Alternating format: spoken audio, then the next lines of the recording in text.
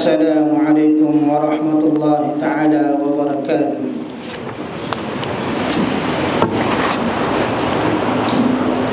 الحمد لله الذي أنزل على عبده الكتاب ولم يجعل له عوجا قيما لينذر بأسا شديدا من لدنه ويبشر المؤمنين الذين يعملون الصالحات أن لهم أجرا حسنا. أشهد أن لا إله إلا الله وحده لا شريك له وأشهد أن نبينا محمدا عبده ورسوله. اللهم صل وسلم على نبينا محمد وعلى آله وأصحابه والتابعين لهم بإحسان إلى يوم الدين. أما بعد، ويا عباد الله، أوصيكم وإياي بتقوى الله وطاعته لعلكم تفلحون. أعوذ بالله من الشيطان الرجيم.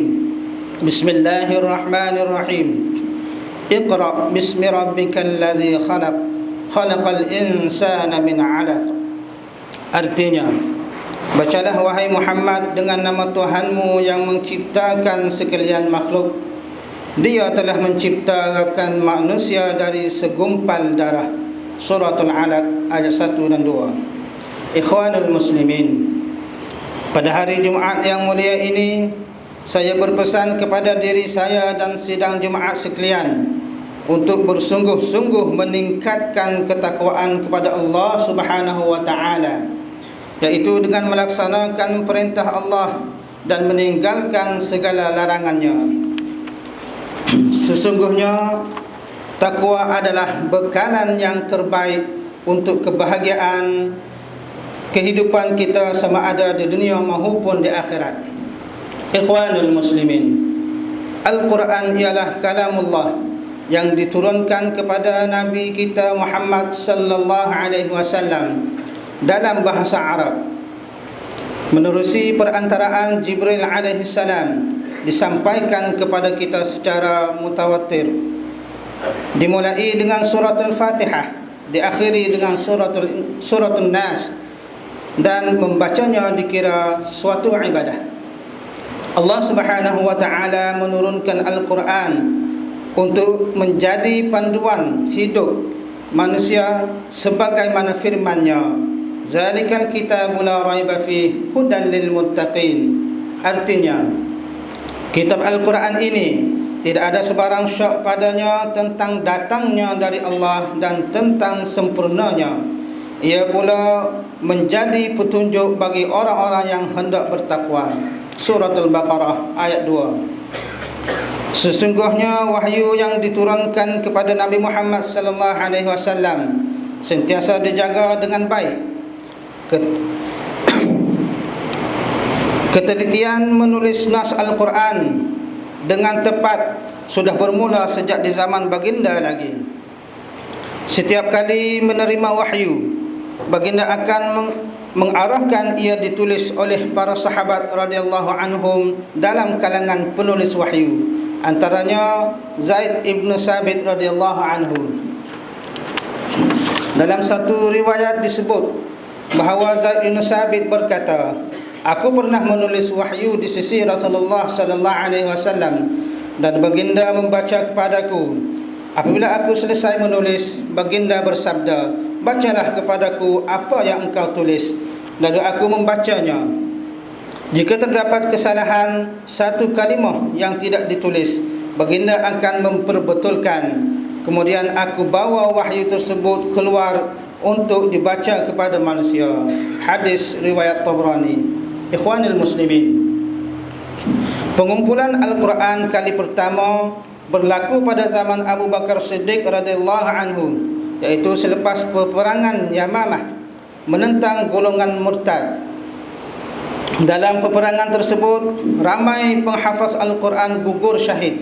Melihat perkara ini, Umar bin Khattab radhiyallahu anhu mencadangkan kepada Abu Bakar Siddiq radhiyallahu anhu untuk mengumpulkan Al-Quran. Setelah dipersetujui, maka tugas mengumpul dan menulis Al-Quran diberi kepada dua orang sahabat, yaitu Umar bin Khattab radhiyallahu anhu dan Zaid ibn Sabit radhiyallahu anhu. Menurut Imam Suyuti, Zaid ibn Sabit radhiyallahu anhu tidak akan menerima ayat Al-Quran yang ditunjukkan kepadanya kecuali di bawah dua orang saksi bahawa ayat tersebut pernah ditulis di hadapan Rasulullah sallallahu alaihi wasallam dan bukan sekadar ingatan semata-mata. Semasa pemerintahan Khalifah Utsman bin Affan radhiyallahu anhu, berlaku perselisihan pembacaan Al-Quran dalam kalangan umat Islam. Setiap mereka mendakwa bahawa bacaan Al-Quran mereka lah yang betul dan bacaan yang lain adalah salah. Justru satu lajnah telah dibentuk untuk menyalin mushaf. Lajnah tersebut dianggotai oleh Zaid ibn Sabit, Abdullah ibn Zubair, Sa'id ibn As dan Abdul Rahman ibn Al-Haris. Mereka telah menyalin Al-Quran ke beberapa mushaf. Seterusnya dihantar ke kota-kota Islam bersama dengan seorang guru. Ini bertujuan agar umat Islam bersatu padu dan tidak berpecah belah dengan sebab bacaan Al-Quran.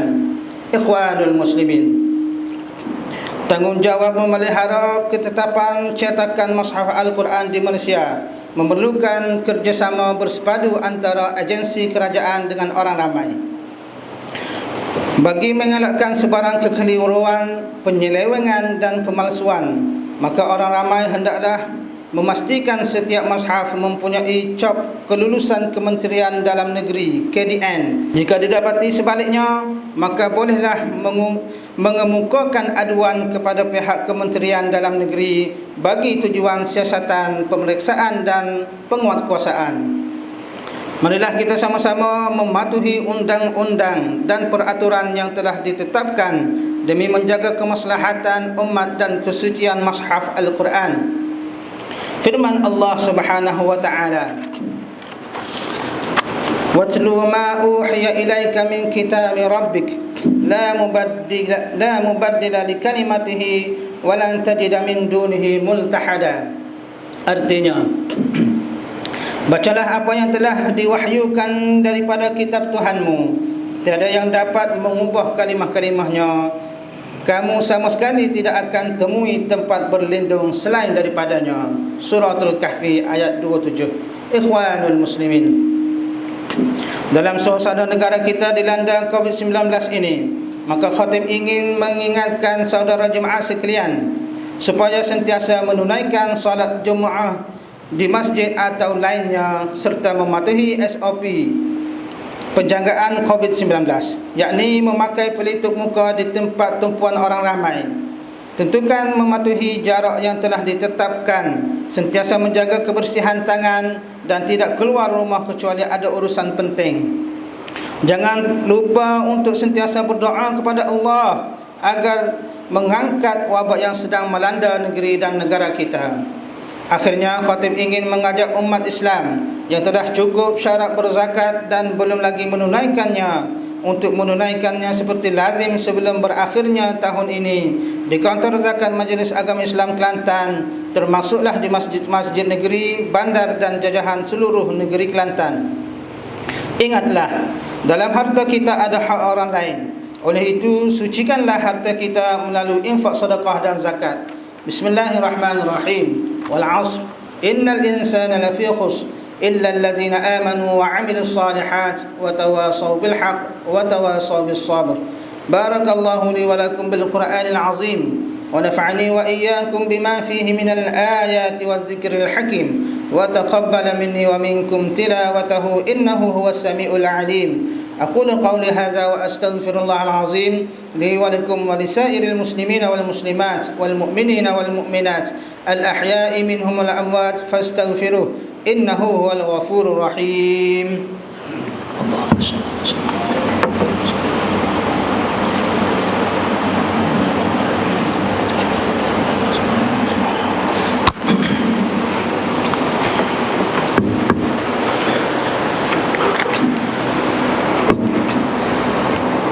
الحمد لله حمدا كثيرا كما أمر.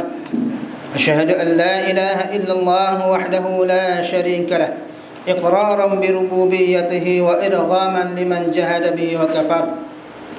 أشهد أن سيدنا محمدا عبده ورسوله سيد الجن والبشر اللهم فصل وسلم على سيدنا محمد وعلى آله المصابه الغرر.